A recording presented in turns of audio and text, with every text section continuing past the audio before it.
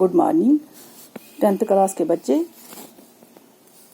जो हमने पहले वो नोट जो हमने पढ़ा है मीर अमन के बारे में, मीर अमन का ही ये जो इसने लिखा है सैर चौथे दरवेश की, जो इसने बाग बहार किताब है उसमें इसने ये वाला सबक निकाला है, सैर चौथे दरवेश की। ये हम पढ़ने जा रहे हैं आज हम। या मर्शदुल्ला मतलब हिदायत देने वाले, मुतवज्जा हो, जरा तवज्जो दे, जरा ध्यान दे दो। ये फकीर जो इस हालत में गिरफ्तार है, चीन के बादशाह का बेटा है। ये फकीर जो इस हालत में गिरफ्तार है, चीन के बादशाह का बेटा है। नाज और नियामत से परवरिश हुई, तो इसकी परवरिश बड़ी नाज और नियामत से हुई और बखूबी तरबियत हुई, और उनकी तरबियत भी अच्छे से हुई। ज़माने के भले बुरे से कुछ वाकिफ न था, तो उसको ज़माने के बुरी चीज़ों या किसी अच्छी चीज़ के बारे में कुछ ज्ञान ही नहीं था, कुछ वाकिफत ही नहीं थी।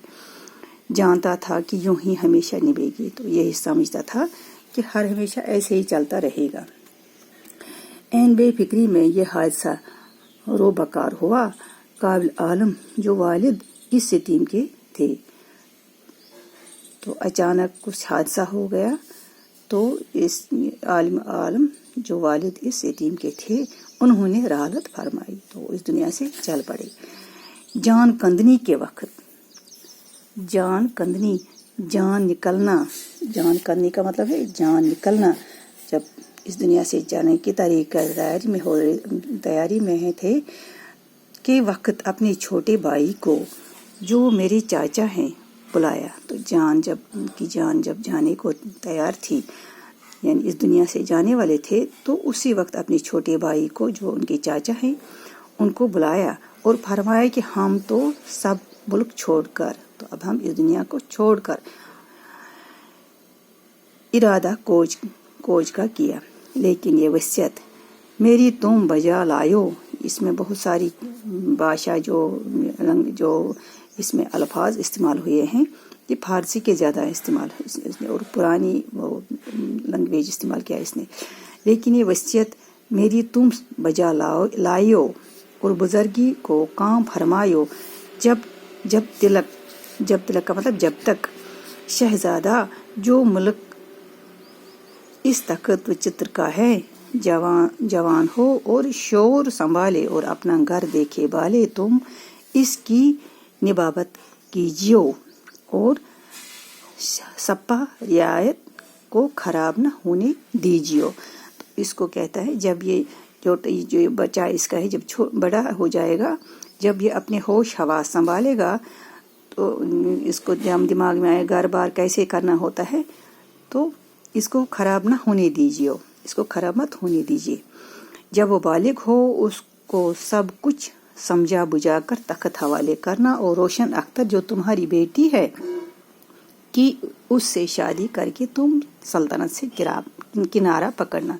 तो फिर क्या करना है, जब ये बालिग हो जाएगा, तो जो आपकी छोटी बेटी है, जो आपकी बेटी है, उसकी शादी इससे, जिसका नाम है रोशन अख्तर, उसकी शादी इसके साथ करवाना और आप सल्तनत से किनारा पकड़ना।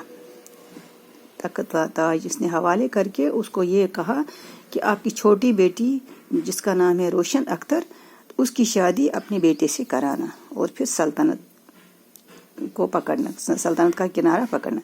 इस सलूक से बादशाहत हमारे खानदान में कायम रहेगी। तो ऐसा करने से बादशाहत हमारे खानदान में कायम रहेगी। कुछ खलन आयोगा, कोई खलन न होना चाहिए, कुछ गड़बड़ नहीं होना चाहिए। ये कहकर आप तो जान बहक तस्लीम हुए। चाचा बादशाह हुआ और बंदोबस्त मुल्क का करने लगा। तो ये इस दुनिया से जब चले गए, तो चाचा ने मुल्क के संभालने का बंदोबस्त किया। मुझे हुक्म किया जनाने महल में रहा करे, तो अपनी भतीजे को कहा कि आप महल में रहा करो, जब तक जवान हो बाहर नहीं निकले। ये फकीर 14 बरस की उम्र तक बेगात और खवाजात से पल्ला किया और खेला कूदा किया। चाचा کی بیٹی سے شادی کی خبر سن کر شاد تھا اور اس امید پر بے فکر رہتا اور دل میں کہتا کہ اب کوئی دن بادشاہت بھی ہاتھ لگے گی اور خط کھدائی بھی ہوگی۔ تو اس نے اب یہ سوچا کہ اب جب میں بڑا ہو جاؤں، اس کے دماغ میں یہی بات تھی، جب میں بڑا ہو جاؤں گا تو میری شادی بھی اس کی بیٹی سے ہو جائے گی، تب تک تھوڑا کچھ اور دن بھی پھر بادشاہ بھی ہاتھ میں لگے گی، کچھ گڑبڑ نہیں ہوگا تھا۔ دنیا وہ امید قائم ہے، کیونکہ دنیا امید پر ہی چلتی ہے، بھروسہ پر بھی چلتی ہے۔ ایک جشے مبارک نام کی والد مرحوم کی خدمت میں تربیت ہوئی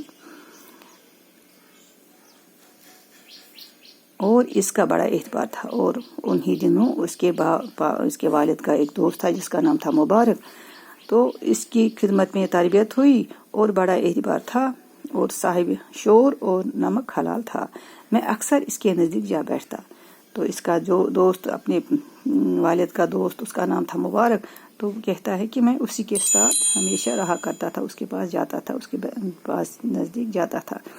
وہ بھی مجھے پیار کرتا اور میری جوانی دیکھ کر خوش ہوتا اور کہتا الحمدللہ اے شہزادے، اب تم جوان ہوئے، انشاءاللہ تعالی ان قریب تمہارا امو ذل سجانی کی نصیحت پر عمل کرے گا۔ تو اب یہ خوش ہو جاتا تھا، جب مجھے دیکھتا تھا تو وہ خوش ہو جاتا تھا، تو کہتا تھا کہ اب جب بڑے ہوگے تو میں آپ کو دیکھ کر بہت خوش ہوتا ہے، شہزادے اب تم جوان ہوئے، انشاءاللہ تعالی ان قریب تمہارا امو ذل سجانی کی نصیحت پر عمل کرے گا اور اپنی بیٹی تمہارے والد کا تخت تمہیں دے گا۔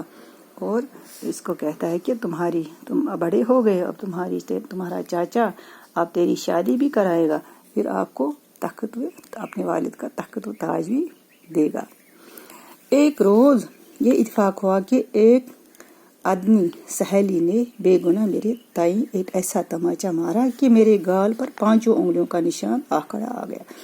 ایک دن ایسا واقع ہوا، اتفاق ایسا ہوا کہ ایک بڑی کچھ اچھے خاندان کی ایک سہیلی تھی، اس نے بے گناہ اس کے گال پر تماچا مارا اور اس کے گال پر 5 انگلیوں کا نشان آیا۔ میں روتا ہوا مبارک کے پاس گیا، اس نے مجھے گلے لگا لیا اور آنسو آستین سے پہنچے اور کہا چلو آج تمہیں بادشاہ کے پاس لے چلوں، شاید دیکھ کر مہربان ہو اور لائق سمجھ کر تمہارا حق تمہیں دے گا۔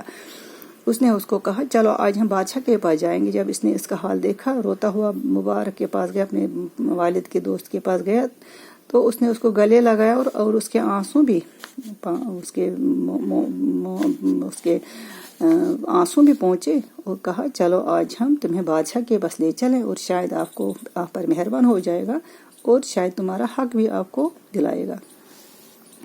اسی وقت چاچا کے حضور میں لے گیا، تو اسی وقت اپنی